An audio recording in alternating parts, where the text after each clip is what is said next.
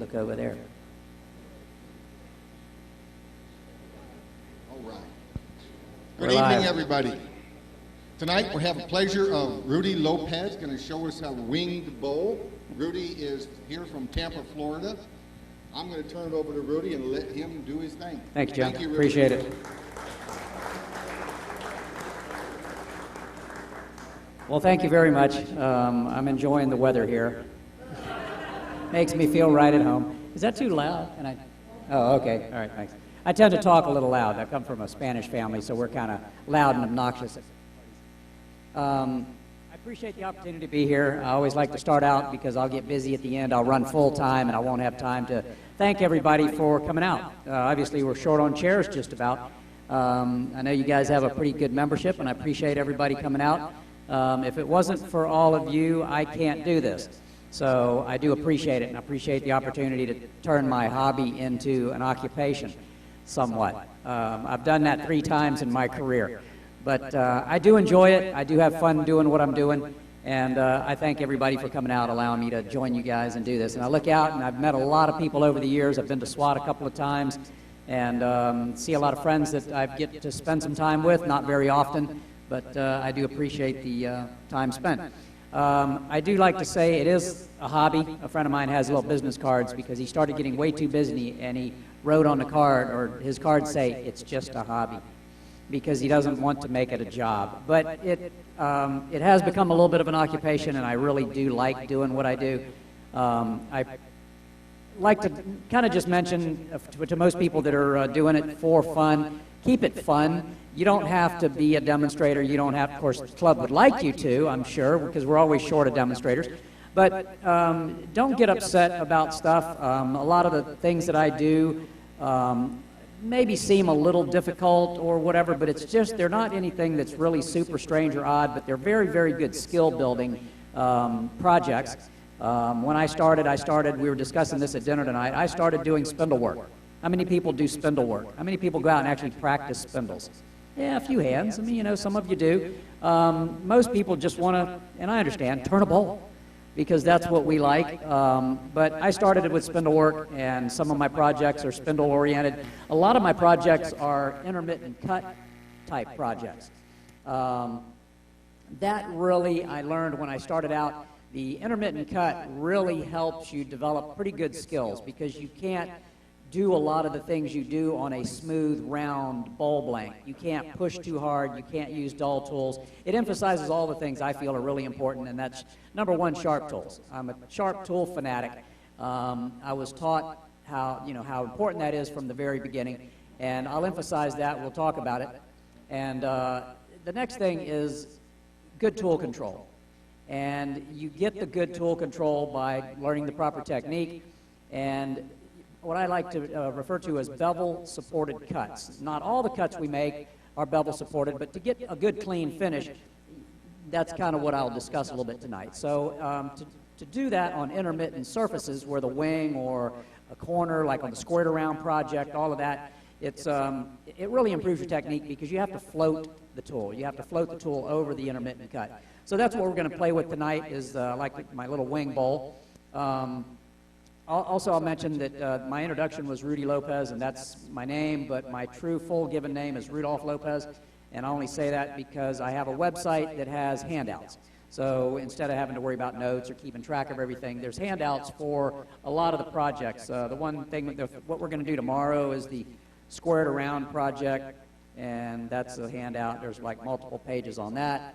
And then there's one for the wing bowls, and there's a lot of different variations on the wing bowls. The one's up here on the corner. I'm going to do something like probably that one tonight. It'll be a bowl sort of emerging out. I know you can't see it too good from back there. It can be functional or non-functional. People look at a lot of pieces like they look at art, and my wife does not like modern type impressionistic art. She always, first question is, what is it? And if it doesn't look like something, she doesn't like it. I've gotten her away from that. I've gotten her to just say, do you like the colors? Do you like the shape? Do you like anything about it? Well, what is it? She's quit asking that question. But some people look at the little wing bowl project and they say, well, what do you do with that? It's just a fun little thing to do. It's a fun skill builder. It's a bowl in a wing. But there is some functionality to some of the pieces, and I'll discuss kind of how to lay them out and everything like that. But basically, I like to emphasize, go at it, have fun doing it. And when I started this, my teacher, Ron Browning, told me to make sure I tell everybody at the demo that I can promise everybody in the room one thing, and that is that at least one person in here is going to have fun doing what they do and enjoy their evening tonight. And if that is only me, I apologize to everybody else in the room. So we'll go forward. This is the blank I'm going to do. This is a project for Saturday. Okay, so piece of cherry. It's missing some bark. It is going to be a live edge or natural edge because I'm going to have a bowl on the top part, but we have lost some bark around the edge. I've tried to peel some of it off because you guys don't have the shield up here. I did this at SWAT. About 3 years ago, I was doing this demo in SWAT. I don't know if anybody was there, and I cut through the bottom of the bowl and slung it around in pieces. Was anybody there to remember that one? Okay, thanks. Thank you very much. That was planned. It's knock on wood. It's the only one I've cut through, but it was spectacular. Luckily, nobody got hurt. They didn't have shields, but the pieces were pretty thin and small when they kind of dispersed into the audience. But I was out of time. I was like hurrying, and I thought, I didn't stop to measure, and Ron used to tell me, measuring's free. You can do it as much as you want. It doesn't cost you anything. But I was behind. I'm looking at the clock in the back of the room, and they're always telling us, get the heck out of the room because the next demonstrator's got to come in. So I'm cutting, and I don't know if you ever heard the sound. I call it the scratchy potato chip sound. It's just like you're scratching on a potato chip or a rat chewing on a box. It's like just before you go through it, you hear this. And I heard that sound, and I just turned the gouge just quick, but it was too late. You see the little silver rings go around, and it was just history.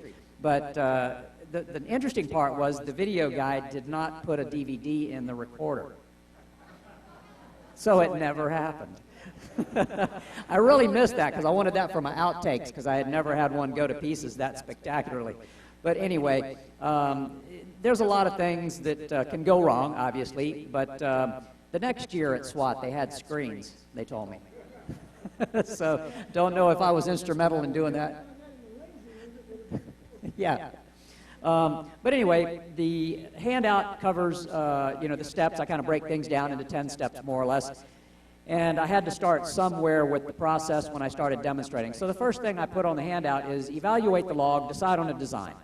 So it's how you're going to mount it, what you're going to do with it, which way it's going to go. This one will have a bowl emerging out of the top. The wings will curve down somewhat, so it'll probably sit on the wings. It depends how much it twists. If I move the wings upward, then it'll sit on the bowl. I did one a couple of evenings ago, and it was really nice. It sat on the bowl, and it would just spin on the bowl. I kind of do a round bottom bowl, and it just teeters and totters on the bowl. So either way you do it, I mean, it doesn't matter. There's a million variations, as the handout has some pictures.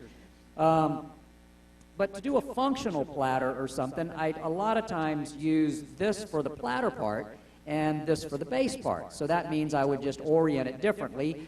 This one, the tenon's going to be on this side, and if you do a platter that's flat on the top, then the tenon would obviously be on this side. And most of the times I'll go ahead and run it through the saw again, and I'll cut some of this off so I don't have to remove it with the gouge and all that.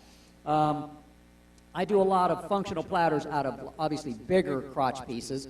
I sort of got into that because it's such beautiful wood and figure, and it makes a very nice platter, which a lot of you have done that. You can do a larger, just natural edge bowl out of here, but the platters are kind of unique.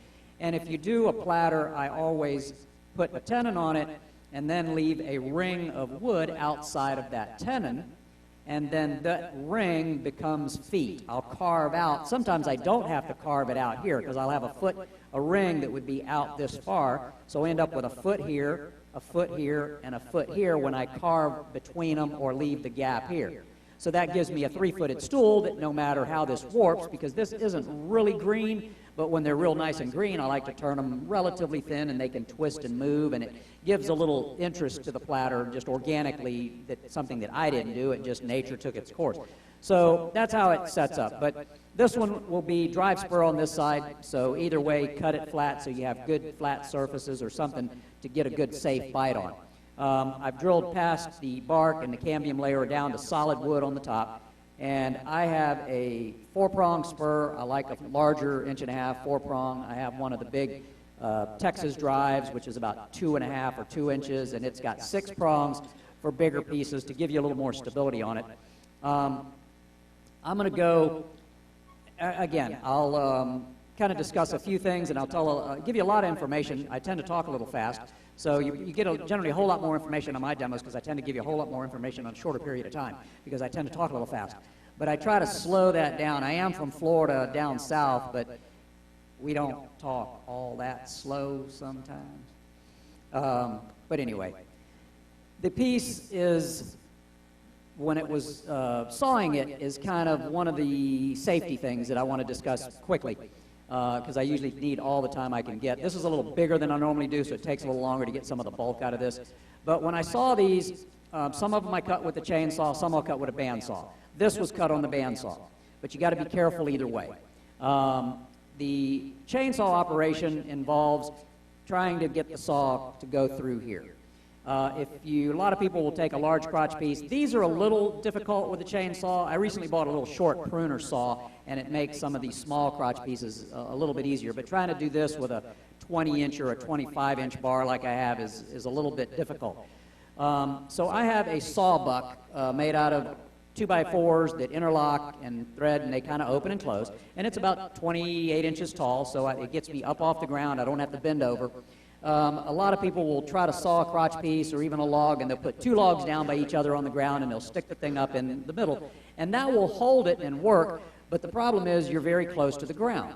So you can't just bend over and start sawing, sticking the saw chain up here. Because the first thing's going to happen, the chain's going to hit this, there's no support, and it's just going to fling the thing back at you.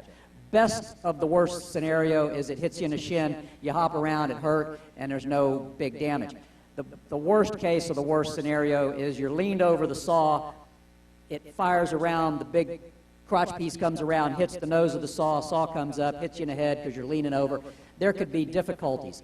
So what you have to do is you have to engage the dog teeth, the dogs that they call them, on the back of the saw in this area to keep it from spinning backwards. So that's the dog teeth are back here, you engage it in there, and then you work your saw down through the piece. It's very difficult to do on the ground. It's easier to do on a sawbuck because you have to get the back of the saw very low, which if you're on the ground, it's not going to get on the, you're just not going to be able to engage the teeth for safety. So if you don't know how to do it, check with somebody who's had a little experience. Just be very careful. I don't want anybody to get hurt slinging these pieces around or taking a chainsaw someplace in the face or whatever. If I do them on the bandsaw, you can run into the same problem, and that is when the saw blade's going up and down, as it hits an unsupported corner, it can want to flip this thing forward and jam it into the blade. Again, the best of the worst is you break your blade, maybe break your guides.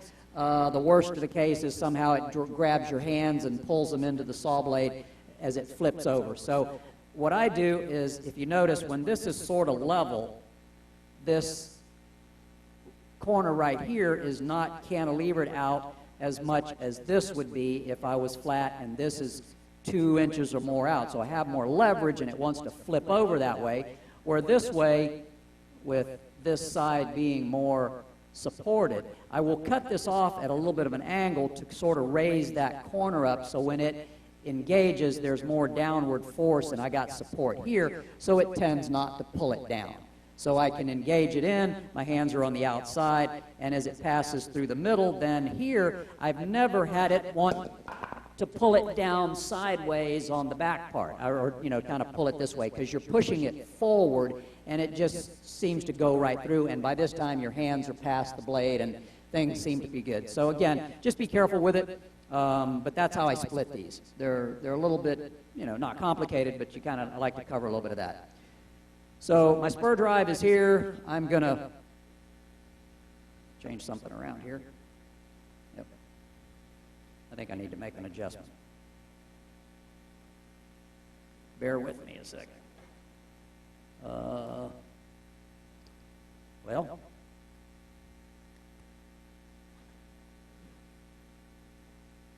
right, I've got to change things around. Too many. There we go.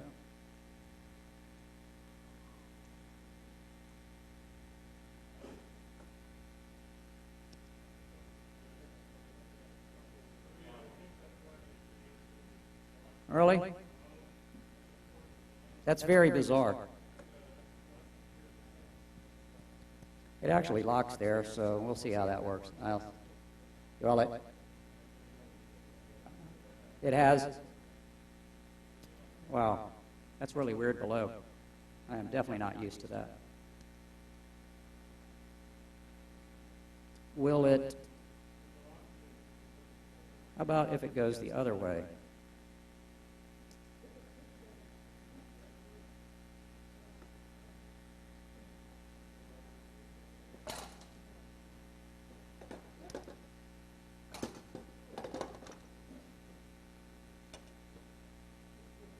Nope, it's not going to work either that way.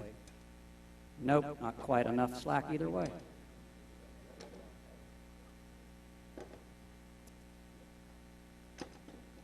It's going to have to go that way.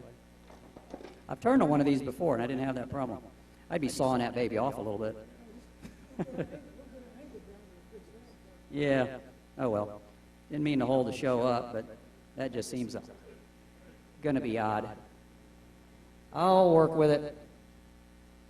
We're professional. We can handle any difficulty, right? Like a professional transmission repairman.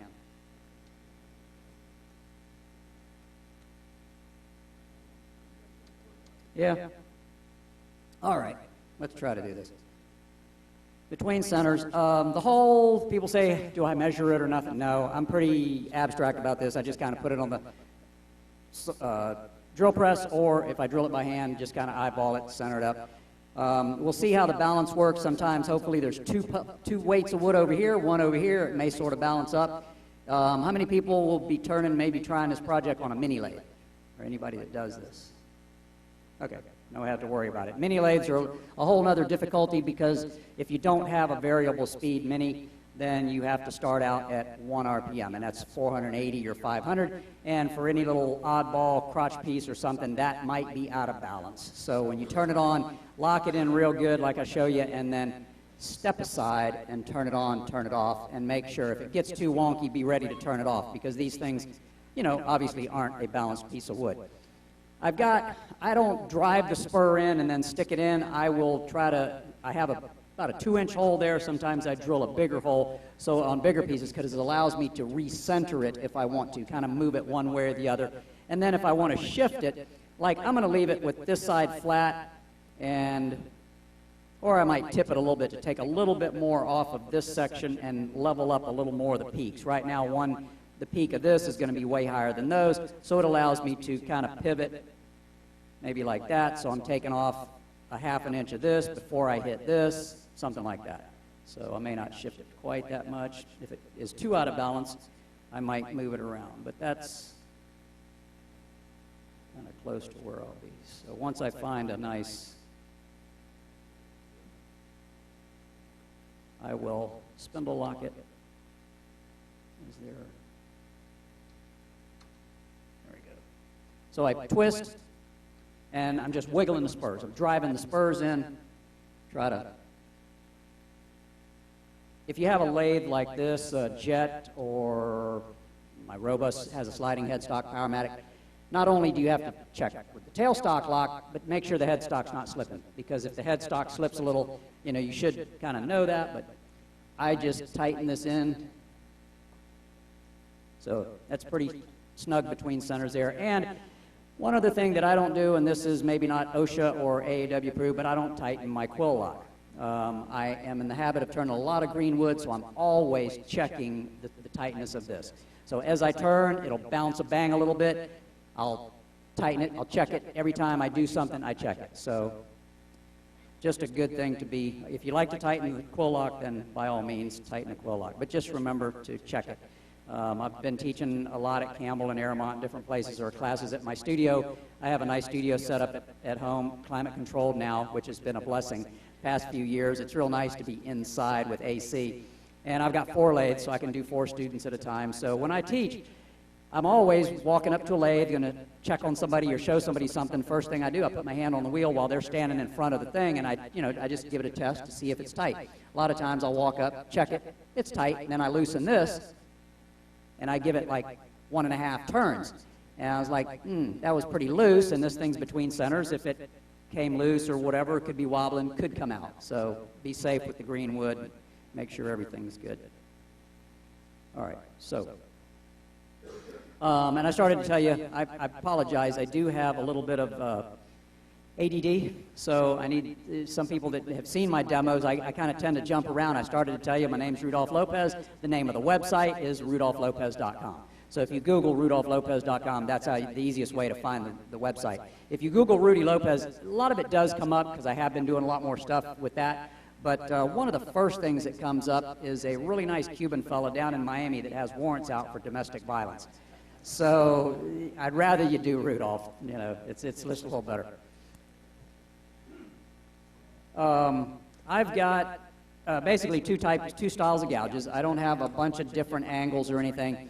A 5/8 Ellsworth grind, or some people don't call it Ellsworth. It's an Irish grind, fingernail grind, sweatback grind, whatever you want to call it. It's pretty standard. I use the Ellsworth jig to sharpen it with, so that's kind of what I started with. It has a secondary bevel on it. I don't know if the camera's got too much glare or whatever, but there's a secondary bevel. That has nothing to do with it. That's just a heel relief to shorten the bevel contact of my primary bevel that's actually the working bevel. About 60 degrees. I can tell you it's exactly because the jig sets it up and that's what it is. I'm not going to fuss, about bevel angles. Some people like 60, 65, 55, 54 and a half. I mean, it really, the wood doesn't know as long as you're consistent. 60 does, it's kind of my workhorse. It does most of what I want to do all the time. And I have a 40 degree, which is more pointy. So if looking at the two from edge, you have a pointier and same thing, heel relief on it, nice and sparkly on the 60. But you can tell there's 20 degrees difference in the 40 degree, and it's a half-inch gouge. So all my half-inch gouges are mostly ground at 40 degrees with a heel relief as well. Again, it is less contact of the wood surface. It turns tighter radiuses, but there is just less contact when it's actually touching the wood. So, and I don't know if you notice in that one there's a red line. If you guys can see this, I'll kind of try to wipe it out without cutting my finger. So, have you ever had Glenn Lucas to swat and stuff? Glenn Lucas showed me this many years ago, and this was one of his big teaching aids. Takes a big fat Sharpie marker, makes a big red line down the flute. So when I'm teaching, I tell everybody, if you're seeing there's not a safe bevel-supported cut that you're going to make, or just about any cut that you're going to make with this gouge, that you should be seeing that red line. From standing in a good position where you're standing, you shouldn't see that. If you have the tool rolled halfway over, about 45 degrees, and the flute is closed up about 45, from right here where I'm standing, I can't see the red line. If I turn the tool over toward me, which I'm going to do a non-bevel supported cut, this would be a bevel supported, turn it over, and it would be a non-bevel supported cut. If I hold the tool at 45, it's pretty grabby. It can be done, but it's a little on the grabby side. So if I rotate about 10 more degrees over, I close that flute more to a sheery, safer position, I can't see the red line even though I'm standing on this side.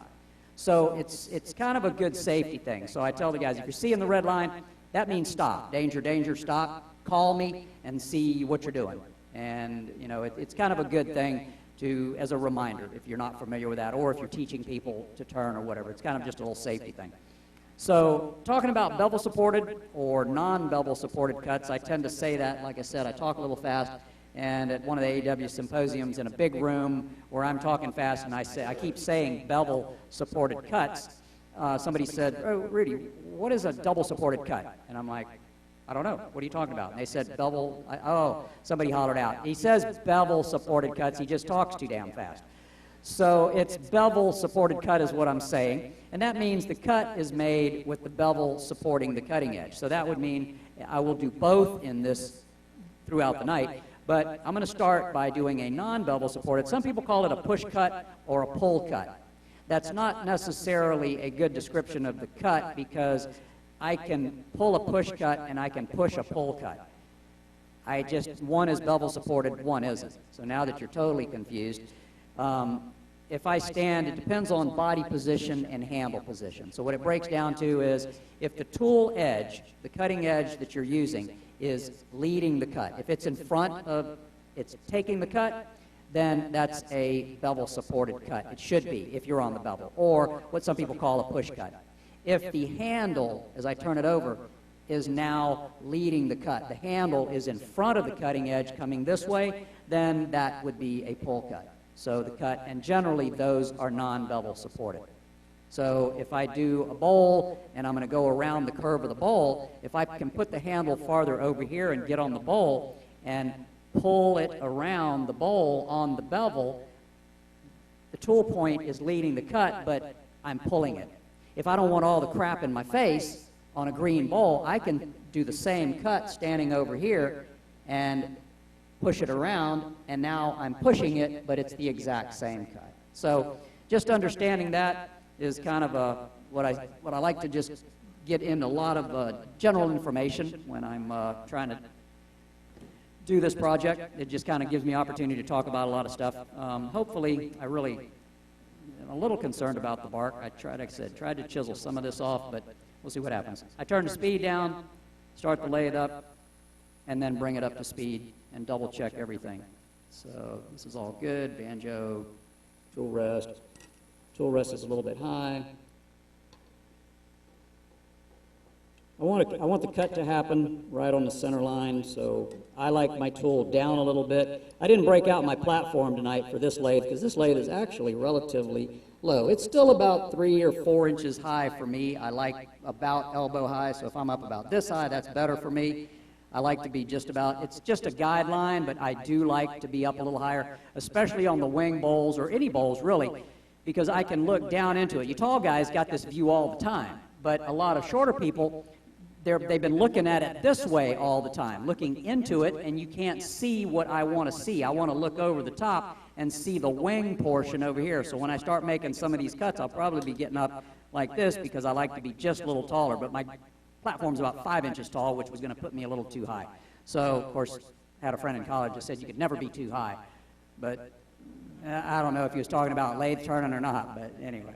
So let's spin it up, see what we got. And I do always wear a shield. Is the mic okay still with that? Not too echoey? So I am getting vibration early on here. Yeah, I thought that big lump on the one side would be an issue. All right. We'll smooth off the back side, and then I may go. This is like 895. I don't know that I can go past the bounce.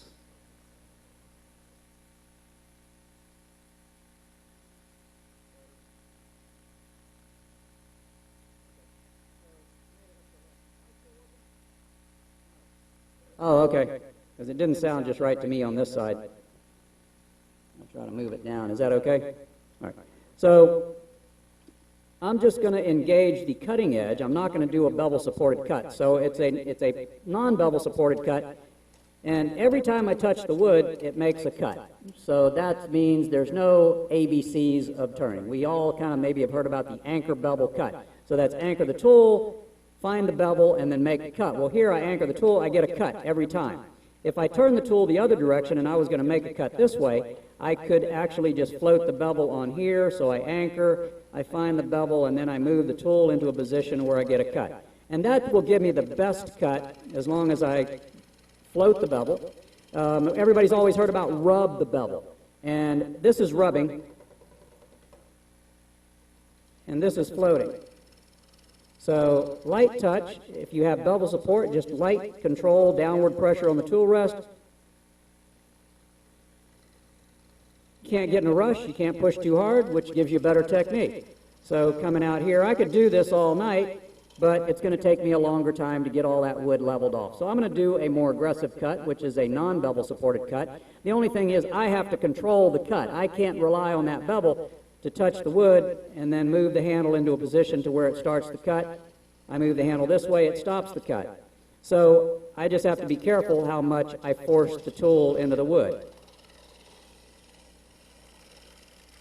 Out here, if I push too hard, I get a lot of bounce.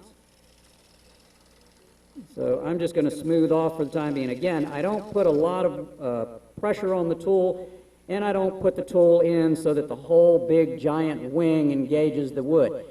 David Ellsworth does these big cuts where he's cutting with the whole side wing, 3/4 inch shavings are flying off into the audience, and everybody thinks That's the way you're supposed to turn a bowl. If you've got a lot of experience and you have good tool control and you want to, really hog some wood, yeah, you can do it, but you got to do it correctly. The general person is probably not going to achieve that straight out of the gate. So I like to make the cut happen. I call it on the sweet spot. It's basically on the little quarter-inch curved portion of the gouge, right around that corner. If you turn the tool over too far, it becomes sort of scrapey. It just gets scrapey. If you open it too much, you get a catch. It's going to just self-feed. The wood's going to just pile onto there, and it's a big grab. Rolled over at a 45-degree angle, which is more or less 45, somewhere in that area. If I take my finger and scrape it across the edge of here, like that, it doesn't really cut me. If I scraped it across the end like that, it's not cutting me either. If I take my finger and pull it around that corner, it's going to cut my finger really easy. So that's what you want the wood to do. I don't want to scrape it off. I don't want to dig it in. I want it to come around and just slice the wood off right down the curve, make a nice little spiral cut of fiber coming off of there. If I turn the tool this direction, I cut in the same place. You guys can't really see it behind this handle. As I cut this, it still spirals the wood off into a nice little spiral cut. The wood just sort of cuts itself with the tool being... The tool looks very closed in the video, but it's open about 50 degrees. It's past 45. If I turn it this way, I make the cut happen on that little downward spiral, and that just slices the wood off really nice and clean. So either direction, that corner area coming downhill there or turning it over and coming downhill around the other side makes the cleanest, most efficient cut. So that's the area that I'm working on. It's hard to see when I do this non-bevel supported cut because the flute looks closed and I'm, coming out and you can't see which direction it's pointed. If I turn it this way, make the cut happen, you see the tools coming off in shavings off that little lower corner right around the bottom edge. So this wood's a little bit drier than I like. I don't like kind of dusting people out, and I don't like breathing too much dust when I'm enclosed. Plus green wood just cuts so nice and clean. We all love that. All right, I'm going to stop, see if I'm all the way to the outside. Yep, all right, so if you notice, I've that last little cut I made, I took that corner off a little bit more than I was planning to. I didn't want to take a lot off that wing because I want the wing to be as far down as I can. What happens in that case is, obviously, I have solid wood all around here, and then as I come out here, I get more air. And the farther I come out, the more air I get, and that one wing is the farthest one out of all the others, so I only have this section right here that's hitting wood. So the cut becomes very easy. So if I don't really concentrate on pulling the tool away from the wood, then it just tends to go that way. So I'll end up curving my wing up. So if you try these, just be really aware that it's really easy to make the wing go upward because you're just putting too much pressure on it. So you have to take wood out and then curve out this way. So I'm going to define my tenon and actually let me move the tool rest in just a little bit closer. I don't want to have the opportunity to get the tool underneath there. I do have, I'm touching the tailstock. Let me, all right, go this way. Give myself a little more clearance so I can move the banjo away. Everybody says put the banjo as close as you can to the work for the most tool support. I agree with that to a point, but with a big 5/8 gouge, I have a big swept back grind on here, and I've got about 3/4 of an inch of curve on here. So if my tool rest is a 1/4 inch away from my wood, and I try to put this tool on, it just keeps falling off. So you're going to get kind of frustrated about the third time you do that, and you're going to go try to stick it on there, and you got an intermittent wing coming around, and you're going to jam it into the wing. So by having it about 3/4 of an inch, I can get it past that little curve and get it up on there substantially supported. If this hangs off an inch or inch and a half even, it's not horrible with a 5/8 gouge, so I prefer to give myself a little bit more space. All right, this side is flat. So right there it's not flat yet, now it is. So tenon somewhere in that area.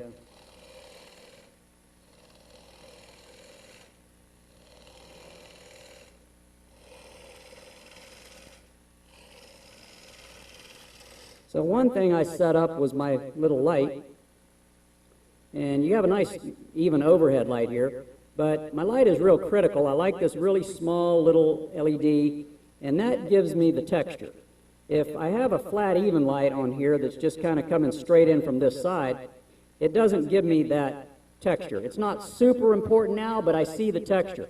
And I try to teach people, if you can see the texture, you can sort of stop making it, if you're, especially on a good bevel supported cut. Now this is non-bevel supported cut, so it tends to not be that smooth. But if I really kind of look at the lines and kind of watch my cut and really lighten up, I can make a smoother cut. My mind's eye works with my hands eventually to make a smoother cut. So what I'm saying is, if you can't see that you're making these lines, if I had a real soft light or a light coming in from this angle to where it washes all this out, then I can't stop making the lines. It's like trying to erase a line with your eyes closed or in the dark. You just can't see what you're doing. So I like to have the light right there where it really emphasizes the texture I'm making. So when I look down there, I can see it real well. So this is going to be the bowl. I'm going to start cutting uphill into the wing area. So this will be tenon. And then I will make a little step cut, and I'll tell you why I do that. That's a little safety wood, and it also makes my bowl bottom kind of round. That's just gonna, this is all gonna be waste wood, but I need a flat area and then some waste wood, and then this will be the bowl. So I still have to keep on the nose. If I come around here and I keep cutting down that bowl bottom, which this is gonna be the bottom of the bowl, and as I come into the wing, you can hear it start vibrating. It starts getting grabby in there. If I don't close this up and start making a scrape, it'll get really catchy. So I move the handle back over here, so as close to the tailstock as I can get, and I can keep cutting on the nose, which is more efficient, and it doesn't dull the tool down as much. So to dig the wood out of here, as I go deeper into that corner, which is where the bowl is going to intersect the wing, I just kind of rotate the tool back instead of keeping it over here and jamming that wing into the bowl. It can get very aggressive. So started to do tenon, step cut, bowl bottom. I just stopped. I haven't gone in the curve all the way out to the corner, but I'm going to work on getting that out. I'm going to go deeper into here. I didn't get centered perfectly, and this is kind of, once I started this process, if I want to, I can shift this over, go back between centers, loosen it up, move it over just a little bit, and even this out so that I am hitting perfectly centered in the blank. The only kind of one advantage is that the bowl from the other side might have bark intersecting the edge perfectly even on both sides. Doesn't matter, but if you want to shoot for that. And I've got some nice figure in that. That's a nice crotchwood figure. One thing to remember when you evaluate the log, decide on design, is that your figure is in the middle of the crotch piece. And it only, on a piece like this, it only moves out from the center maybe 3/4 of an inch, something like that each way. So you might have figure in each half, about 1/2 to 3/4 of an inch. You start going too much past that, you're going to cut all your figure out.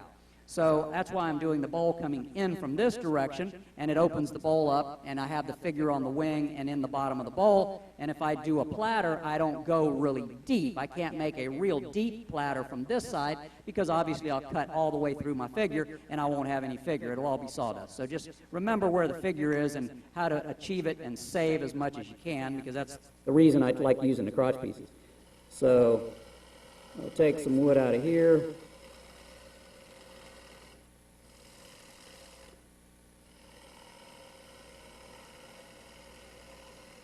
So now if you can tell in the image that this surface right here is actually pretty smooth. So I've changed techniques just a little bit. I have gone from the tool was over here, I'm coming out here, and I'm dragging the tool across here. Here I'm in a non-bevel supported position, which doesn't give me a good finish. If I move the tool handle all the way over here, it's as far as I can go. Now I'm on the bevel. I'm just sliding the tool back and forth there. Now I've got a bevel supported cut. So this surface right here is finished. I mean, that's beautiful. That's a good finish cut on that. So that gives me a better surface. So now if I engage the bevel, I touch it right there, and as I swing the handle toward me, and as I get to the wing, I close the tool up a little bit and then start removing a little more wood here. So I go a little deeper.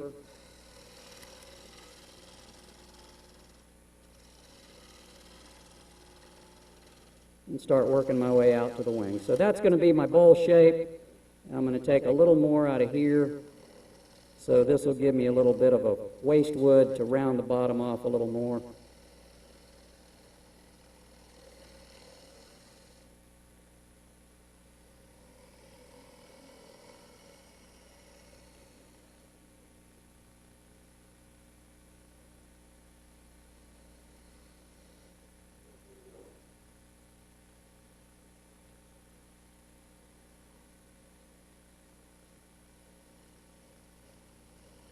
I'm going to try to get one nice finished cut on here, and I may not have to go back to it.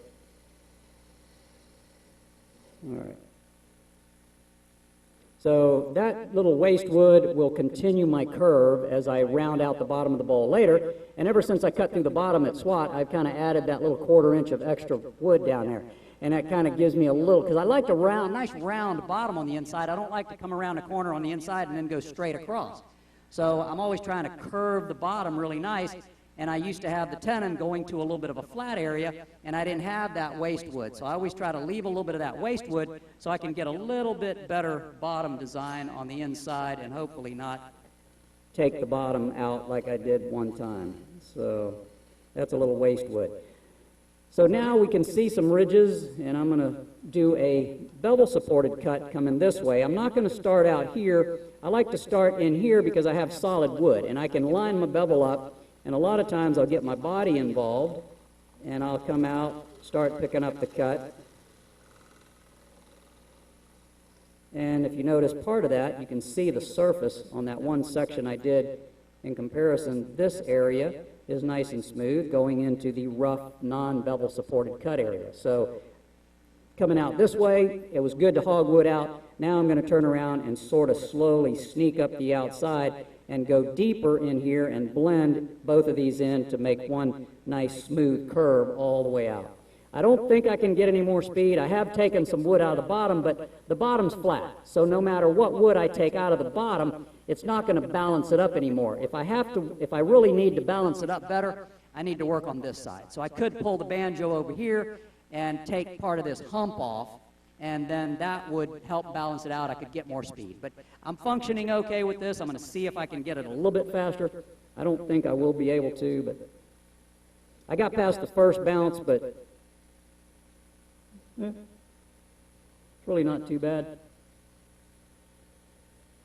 Yeah, that's better. I kicked it up 500 more RPM, so that's considerable. So what that helps me is when I touch this out here, it's not as bouncy. Before it was bump, bump, bump, bump, bump, bump. Now it's just smoother, so it's easier for me to get a good cut. So I'm going to find my bevel right here, and I call this floating the bevel or slipping the bevel. So I'm just kind of sliding back and forth. And what this does is it makes you relax, so you're really not pushing. That's rubbing the bevel. You don't want to do that. That's just too much pressure. It's okay on, well, it's not okay, but it works on smooth wood. But when I get out here, you get really bouncy. So if I just float, by being able to slide back and forth, it really relaxes me. What you can't see from that position, because we're looking at a good camera angle on the cut, is that as I'm sliding, I'm moving the handle toward you, and that is engaging. So eventually, as I slide forward, I just keep sliding forward. If I don't get a cut, that's fine. I just keep moving the handle. My body is part of the handle. I just keep moving forward, and eventually, there's a cut. I can see little shavings coming off. So I go a little farther down, a little farther out.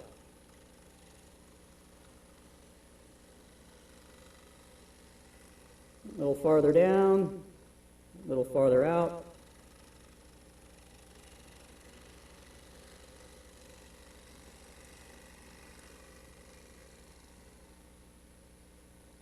Slide out. I don't pick the gouge up and just come out here nilly-willy trying to find it because I've lost track of my bevel contact. I've lost track of where the end is. So I just take that same angle back and I listen.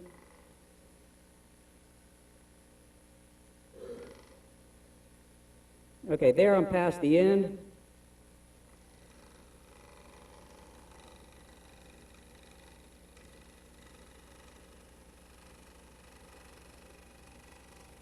That cut's a little heavier than I wanted, but I'm going to fade it out. I'm going to change my angle slightly. Carry a little farther, go back out.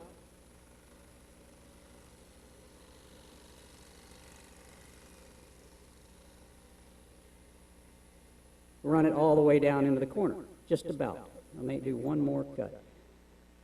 So, looking at the shadow, I had a little bobble down in there, but overall the finish is relatively smooth on that. I still need to come back out to the edge. I didn't quite go out far enough to pick up that last part, so we'll make hopefully one more pass. This gouge isn't dull. I've got multiple gouges. I won't be sharpening throughout the demo because it takes too much time. So I carry multiple gouges with me. This is the second one. I'll go to another one. So pretend I went to the grinder, sharpen that. So before I do this last finished cut, I'll go to the grinder, use a sharp tool, and try to pick this up. I'm going to put this tool rest in a little closer, give me a little better support, so I'm not reaching quite so far off. One thing when you're doing these wing bowls, there's several things that's important, but two of the major things is contact with the wings. You're not used to intermittent cut. If a round bowl hits something, it's not that big a deal. Banjo I've got about that. Yep, that's the longest one. So that one's about 3/4 to an inch or so maybe off the banjo. You got to worry about the banjo too. If it was any bigger than this, I would have to position the banjo over here and put the tool rest over here, which is not a problem, but we're normally not used to doing that. So be a little careful with where the banjo is in relationship to the thing. We always tend to put it at an angle, which is a little good for support, but sometimes that's not convenient.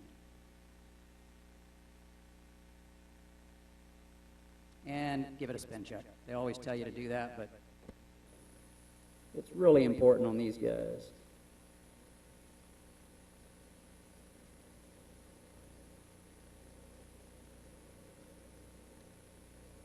All right, so find my bevel.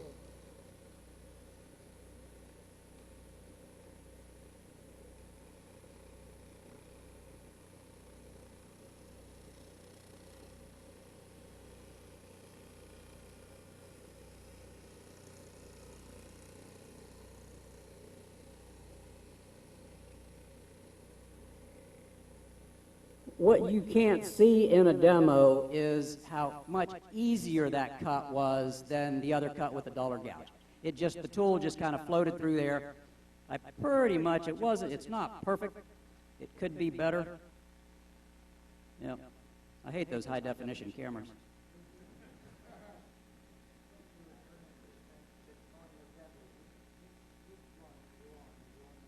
It has to be the primary, yeah, because the primary is the one that supports the edge.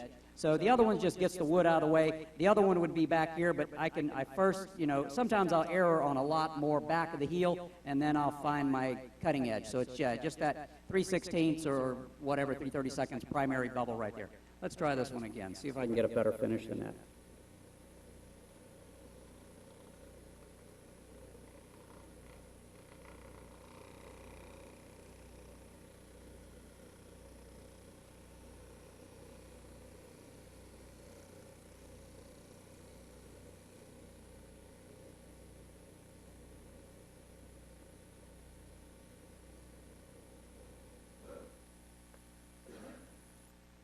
All right, tonight's not my lucky night, but I always like to leave a little imperfect finish because I'll talk to you about my negative rake scraper.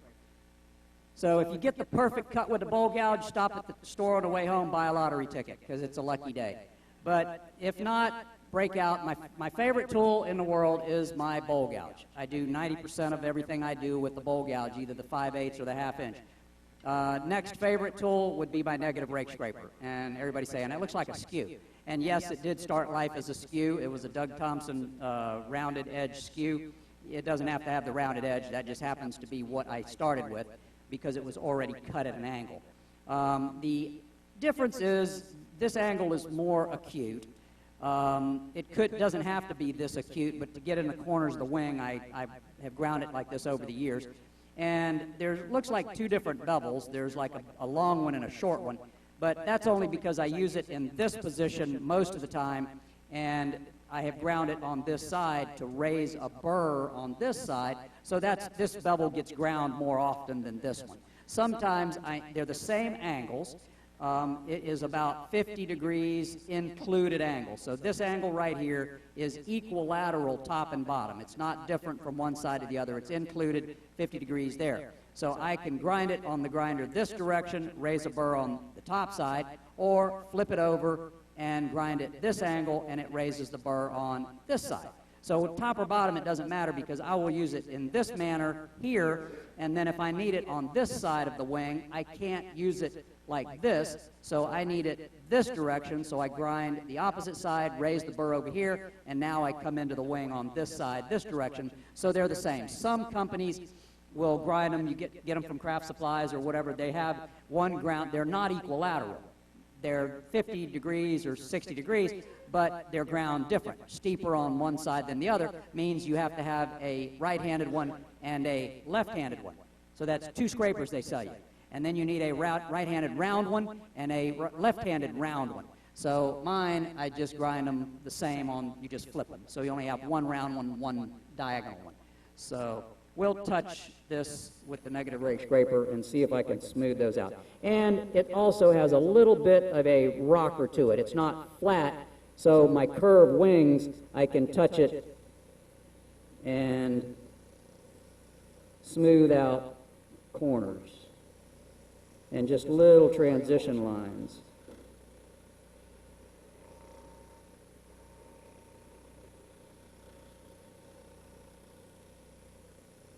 Negative rake scrapers are a wonderful thing. I saw Stuart Batty do demos years ago when I was first started turning, and he did a lot of wing bowls, deep bases and stuff, so that smoothed that out a little bit better. Kind of took some of the surface little irregularities off a little bit. So it's made for hardwoods. It was designed for ivory or African blackwood, Aussie burls that are really brittle and hard. You try to cut them. Here was it Texas ebony you guys have? I think we were talking about that with Todd. It's very hard, and he says his scraper worked better. The negative rake scraper probably would give you a very good finish on that. It's not meant for, it will tell you, there's an article on my website about that, and there's also a link and a PDF, a thick file from Stuart's article from many years ago talking about that. It basically cuts with the burr. If there's no burr, it doesn't cut.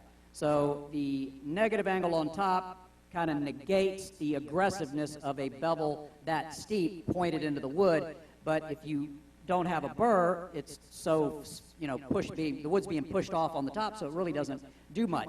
You'd have to push harder, which is not what you want to do. You notice I was just barely floating that on there, and it just surfaced it up. I can do the same thing on an 1/8-inch thick wing, even a 16th-inch thick wing, and smooth out transition lines with this. So the other thing I did, I took the point, and I go in that corner, and I incise a little bit of a line. And I'm kind of gauge my corner there. I want about maybe a 45-degree angle of entry into the wing, because I got to match it on the other side. So I don't want to get into trouble of trying to stick something in a very tight corner tonight. So my 40-degree gouge will go in a 40-degree corner on the other side where the bowl comes out of the wing. So I sort of try to start visualizing that. So let me get my tenon set up and put this thing in the chuck. Okay. I've got dovetail jaws on my Vic Mark, and I have ground my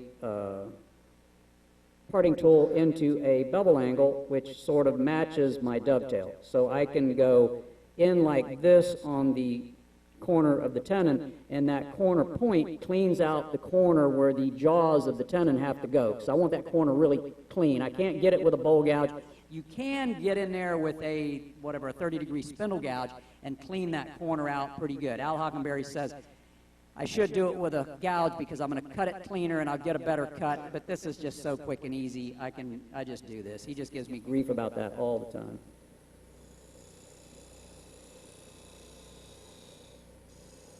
So I'm just going to give a nice flat surface in there. I want this flat part of the bottom right here to be really nice and flat, so that corner is really clean. and I get a really good tenon grab in there.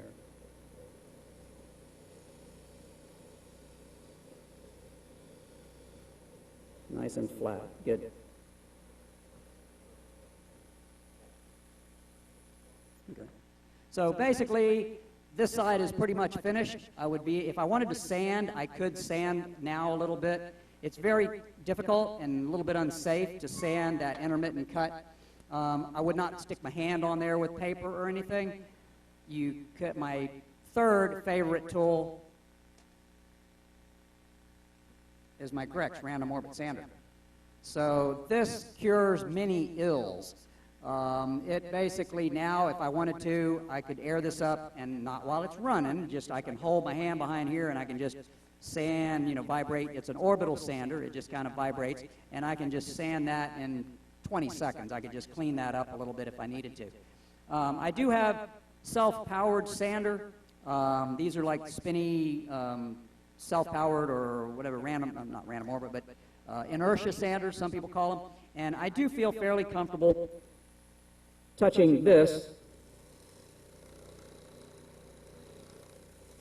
And they tell you to sand at slower speeds, but obviously on an intermittent cut, it's not easy to sand slow. But just that much sanding just sort of started to smooth that out already. So just touches the bottom, and as it touches, it spins and can go that. I could turn speed down a little bit, but this isn't a sanding thing, so I'm not going to worry about that. Oops, wrong one. I'll figure this out by the end of tonight. Knockout bar? Got it.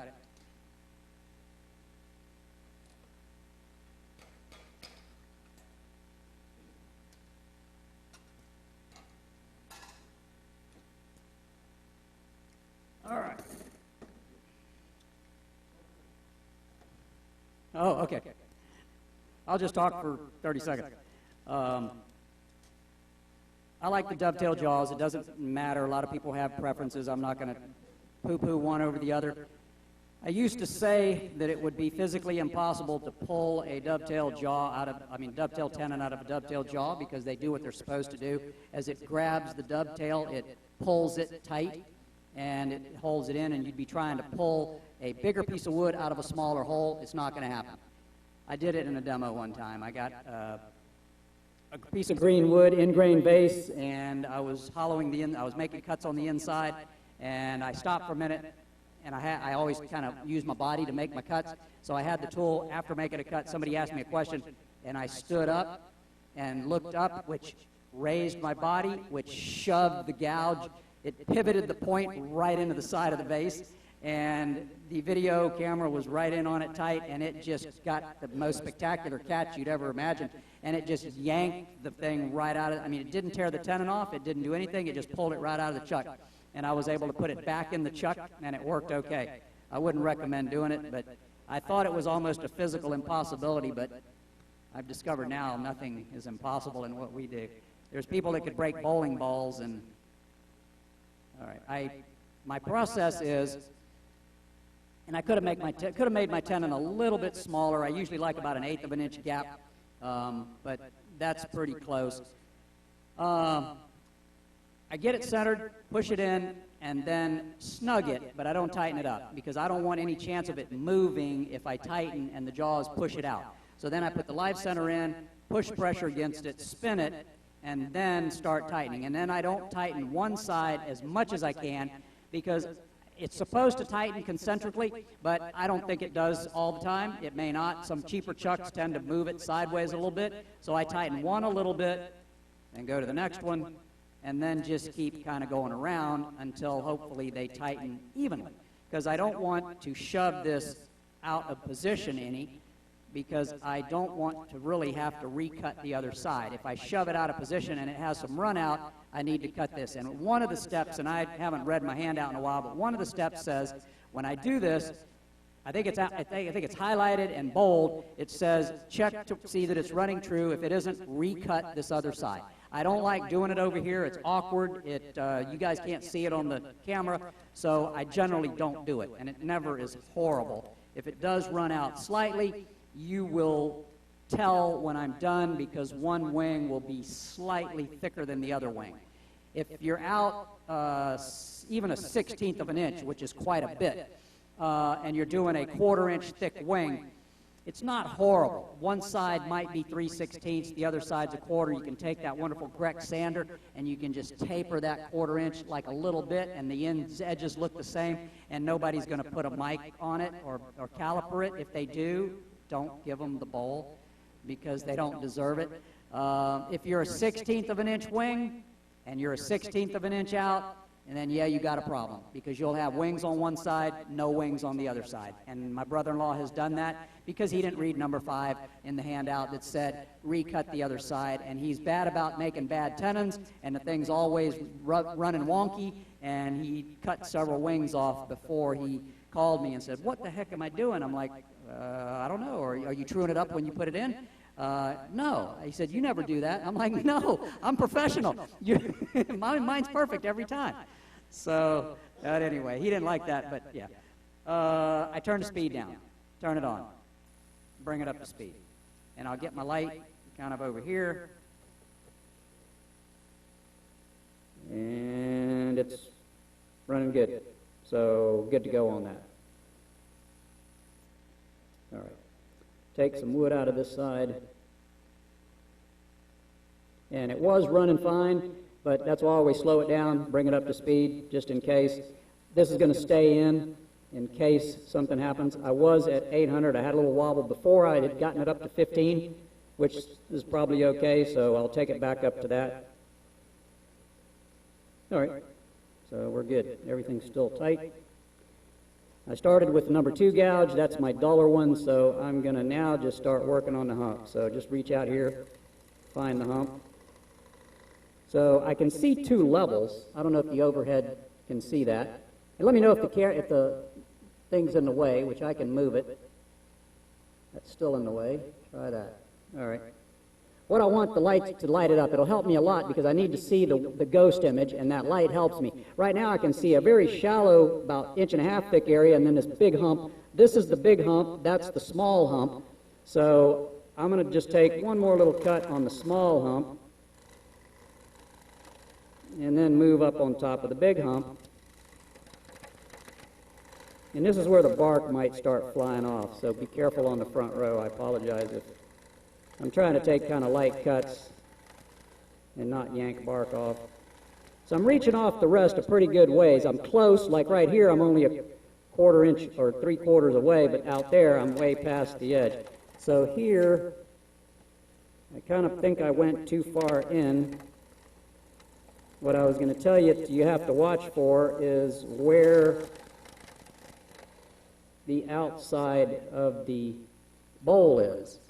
So what I'm looking for is the ghost image of the bowl on the inside and the projection of the bowl on the outside. So really, my bowl should have been maybe 1/8 of an inch or a little farther out here. So maybe that wasn't just getting rid of that hump. Might have gotten rid of too much of the hump already. You can't just come in here and start flattening that side off, obviously, if you want the natural edge around the bowl. So I'm going to move the tool rest over to this part and finish off the wing. So right here I'm inside of that, about 1/8 of an inch away, and I'm about 3/4. I might go a little closer there, make sure I'm clear there. All right. So I got to thin this down to whatever thickness I'm going to go. I'm going to work on that now, and I'll probably do most of it to about 1/2 and then start thinning just the edge. So we're all clear. Spin it up.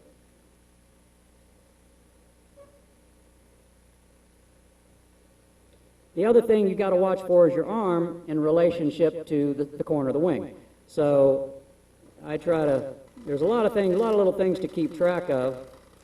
One thing you can do if you're not used to this and you come way in here, your arm can get close to that wing because I cannot, no matter where I put the light, I cannot see that wing very well. One thing that works well is to take a piece of blue painter's tape, about 4 inches long, fold it over and stick it on your arm. Just stick it right there so that it sticks out about 2 inches. So it just tape it to your arm. You got 2 inches of tape sticking out there.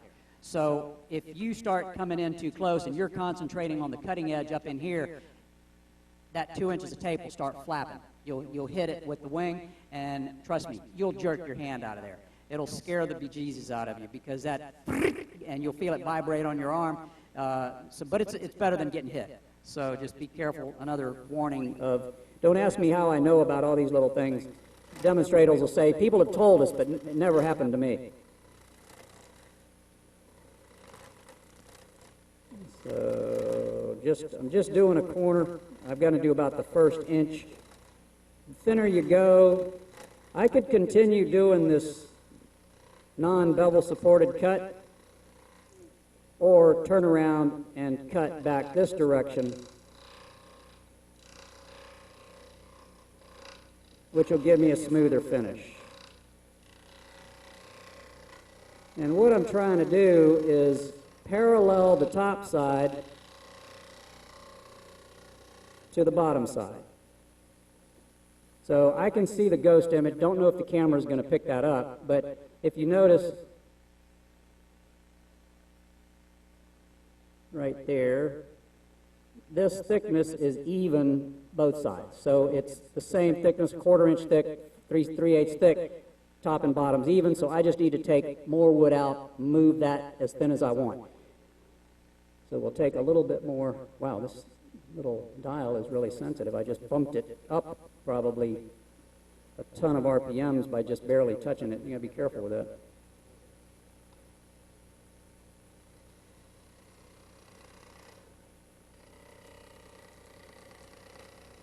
So just taking some wood away, and I'll blend this out and then back up. I'll find my bevel, back out to the edge.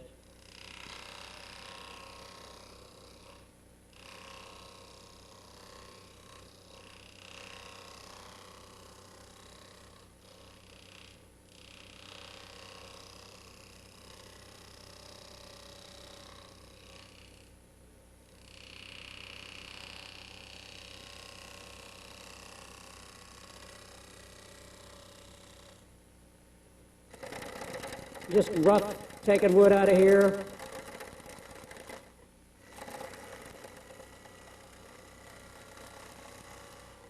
A little dustier than I like. I like a little more. This wood's a little bit drier, but it was really pretty. I used it in a demo about a month ago, and the cherry's pretty nice.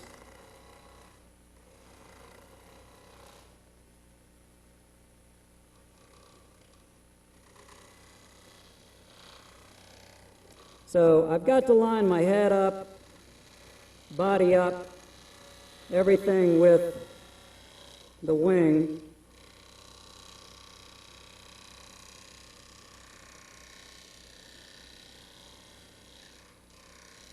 So I can see the thickness on both sides with my light.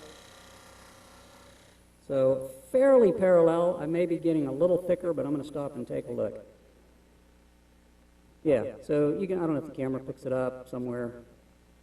Yeah, maybe you can see it. I'm a little thicker back here than here, but not bad. I'm going to go ahead and take some more bulk out, get rid of that hump. Actually, I need to move my tool rest, I think. Yeah.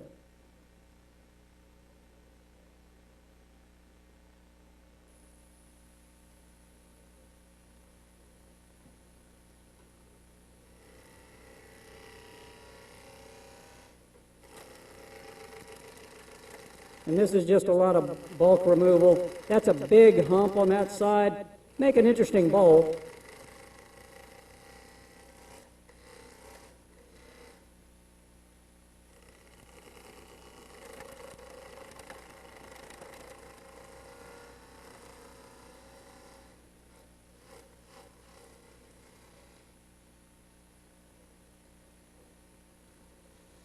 Again, that was a non-bevel supported cut, and I'm just turning the gouge around. I'll be coming into the wood.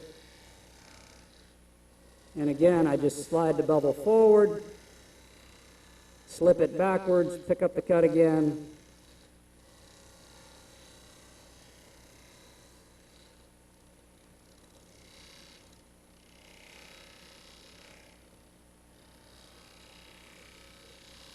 You have to do it in stages. Once you go thin out here, you can't go back, pick up the cut,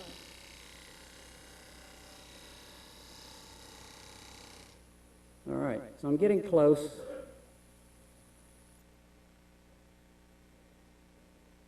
Okay, still getting a little thicker. I'm going to try to go, maybe not.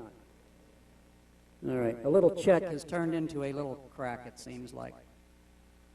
All right, I don't know. I've got a little check crack coming in there, so I'm gonna leave that thickness that I have.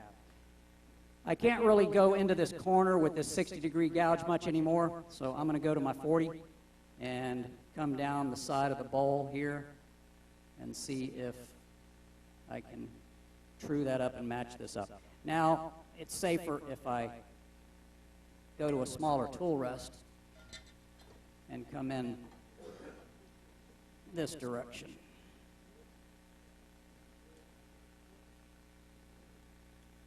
All right, so now I'm running the tool rest this way rather than reaching over with that other one because it's a smaller gouge. So this is a whole lot safer this way.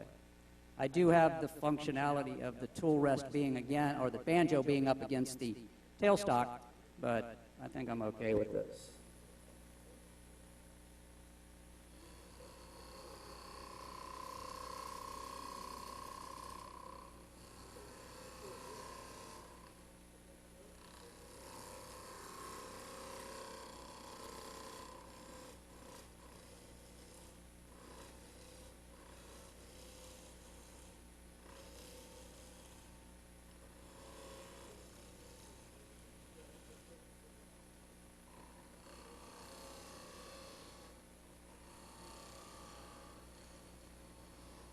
So what I'm looking at now is the outside bowl and the inside bowl, and I've sort of matched it up, but I took too much off my room to start with, so I'm going to have to make my bowl a little smaller.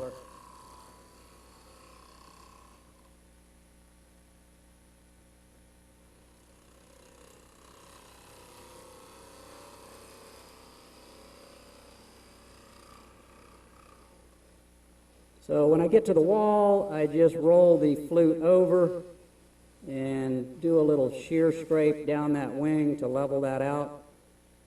And see if I can make another cut.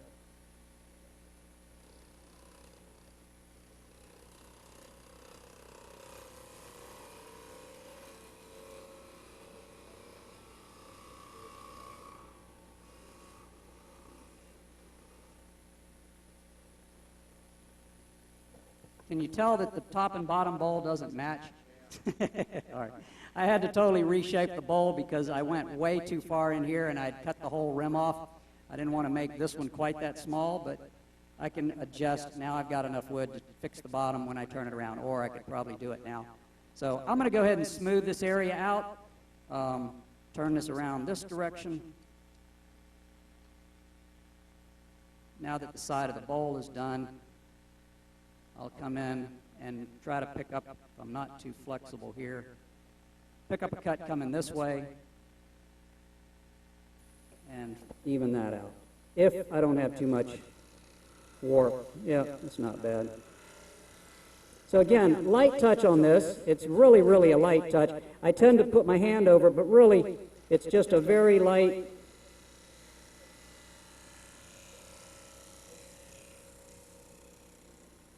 I can't really get in there any tighter with the 60. I could go with the 40, but I'm going to take, that's clean there. I just have that little transition to do.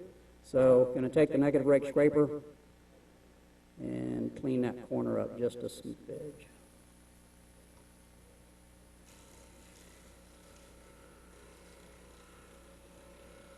So if you notice, I'm all the way out on the outside of the wing with the negative rake scraper.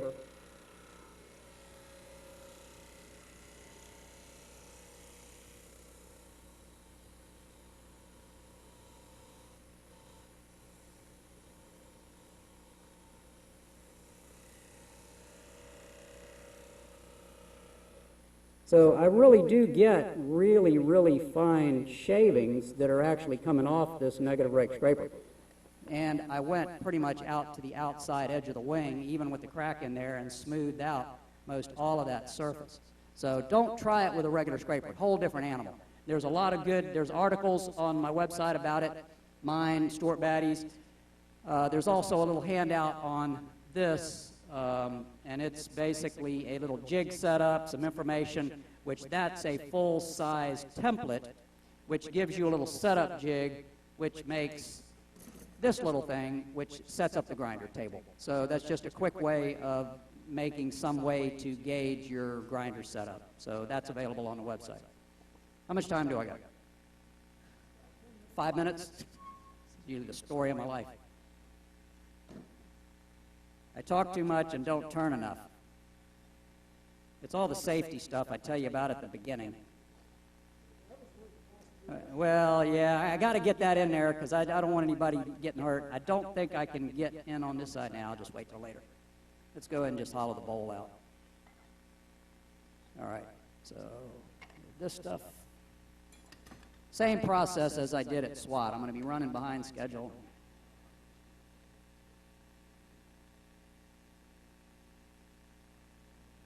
Oh, geez, up against the thing, can't get it off. At least take this out of here.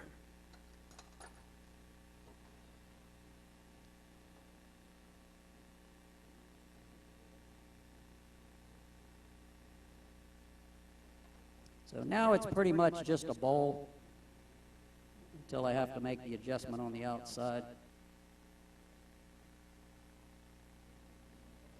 That's a little close. All right.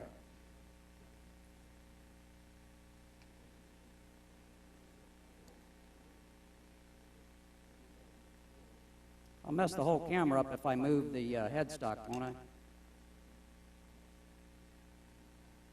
We'll try to deal with this.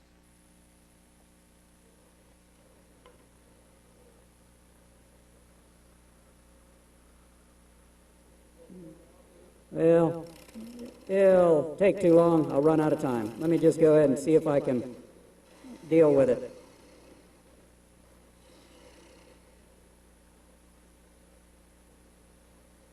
Is that too bad on the camera?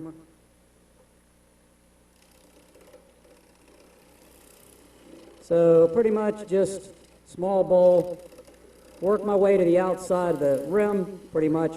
I like to leave bulk in the middle because I don't want it to warp on me too much. So I'm just going to take these little cuts down. You notice the gouge bounces. If you ever have the gouge bouncing like that, it's because you are trying to cut too fast and take too much wood out. The wood doesn't want to be cut that fast. Several things you can do: go to the grinder, sharpen the tool, get a sharper gouge, slow down your process, don't try to cut so much in a hurry, or speed the lathe up. We're going pretty much almost 2,000 RPM, so I'm not going to speed it up any more than that. So it's just the wood doesn't want to cut quite as fast as you want to cut it.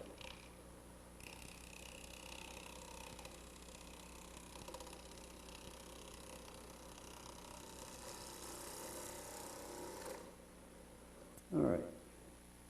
Going for about the same thickness. Okay, I'm a little thicker. All right, I'm getting thicker down there, so I need to take a little more out of the middle. This part is thicker because that's down here. This rim thickness is about close to that, so I'm good with that. So let's get a little more out of the middle.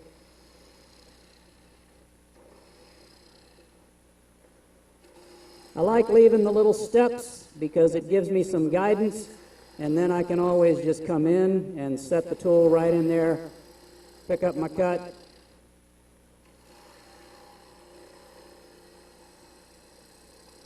I'm erring on a little bit of a flat bottom because I don't want to go too deep yet. We'll make some measurements in a minute. I don't have to worry about cutting through my bowl on the outside. One thing you have to be concerned about when you line your top bowl up with your bottom bowl is that the top bowl is actually inside or even with the outside bowl. Obviously, if the top bowl is outside of the bottom bowl rim, when you go down the inside, you're going to, okay, everybody's nodding their head, you're going to cut the bowl right out of the wing. So make sure that that's either lined up. If I'm on the inside, there's no way I'm going to cut, well, I shouldn't say that. There's hardly a way I'm going to cut through the side of my bowl. I might cut through the bottom, but I'm fixing to take my laser guided bottom finder and do a check on the measurements, no matter how close I am on time. So this is just a laser pointer, set in a level here. That laser point points to right there. So if I push it on here, push the button and hold it, it's telling me I've got a good 5/8 or more right here. So I can go, obviously, a whole lot deeper. Figured I could, but we were just double checking. So I'm going to pick this cut up about here.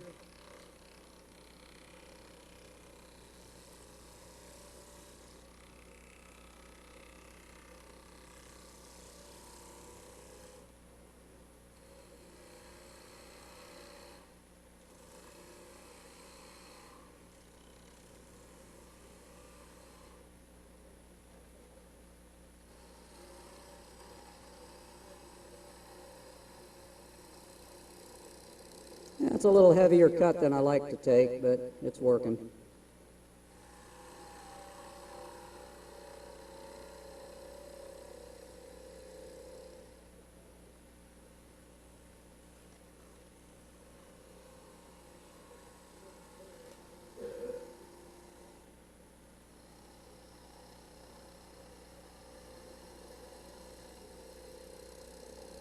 I think I'm okay. I'm going to double check my measurements. Make one more cut. I've learned how not to go through the bottom now. Yeah, we're playing thick. And that's tell you I'm going to do one more cut and or two more, and then just do one. But I got to be careful because I got to get rid of the bowl on the outside.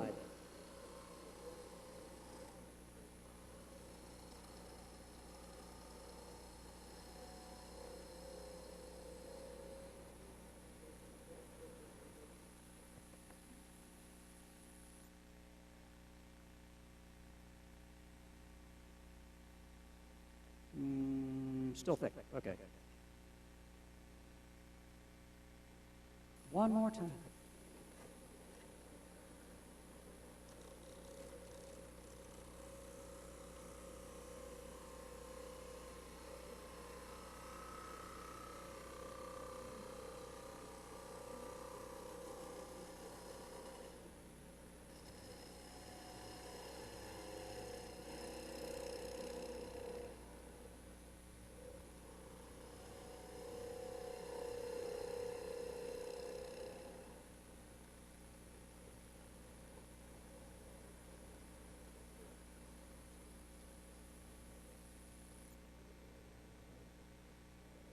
Okay, we'll live with that.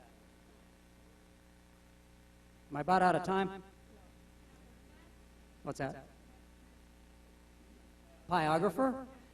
It's clubs to keep. You're very welcome to do that. I would not mind at all.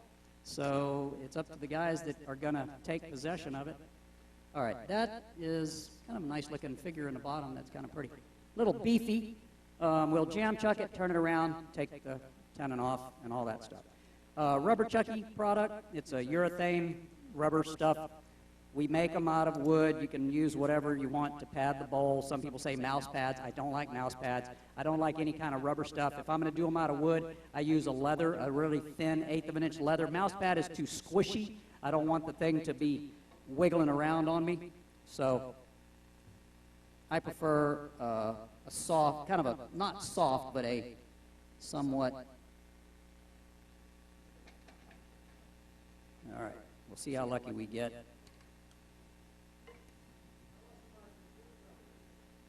See, everybody loves those. There's a lady that makes the Dusty Gone masks, Paula Nix. She makes these, and it keeps the splinters out of the wife's bra. I don't care about splinters in my socks, but when you know, but they get in the socks, they transfer to the dryer, washer, and they get in everything else. So I'm going to turn the speed down. I think I'm running a little off. No, maybe not. Turn on. Yep. I don't have time to mess with this too much, but I'd like to be better than that. Please, that's not good at all. Yeah, let's go with this.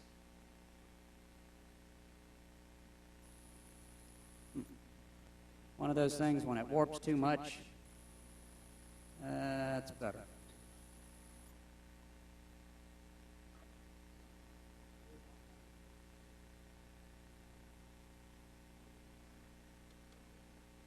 Now that I get it perfect, I need more space.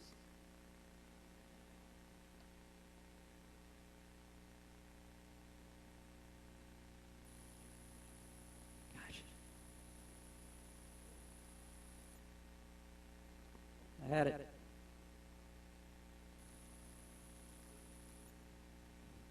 It's close. I don't have time to mess with it too long. That's, yeah. We'll go with that. All right. Spin it up.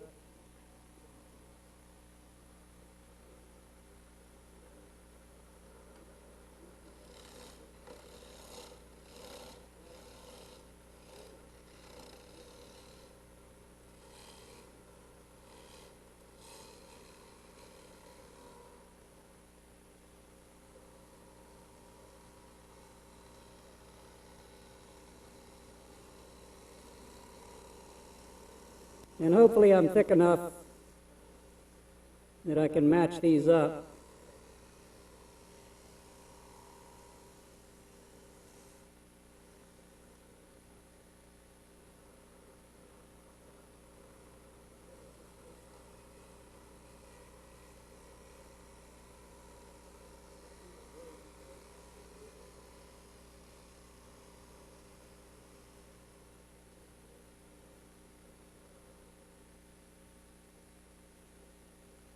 Can you guys tell? Is it close? One more cut. Well, I don't know. I don't know. Just kidding. Just kidding. Yeah, that one more. All right. So we're not bad on the blend. Let's see if we can smooth that out. It's not running true, and the wing is sort of warped.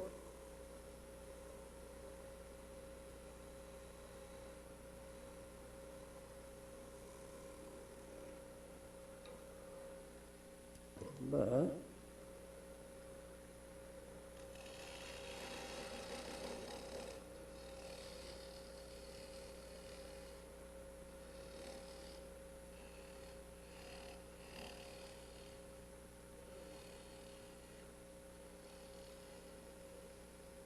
listen for that little potato chip scratchy sound. I think I'm pretty thick in the bottom. Or David Ellsworth likes to describe it as a little rich in the bottom.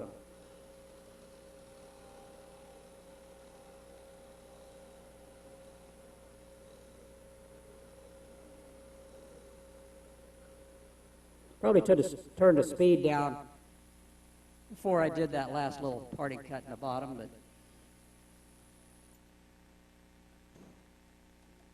little beefy butt, we're out of time.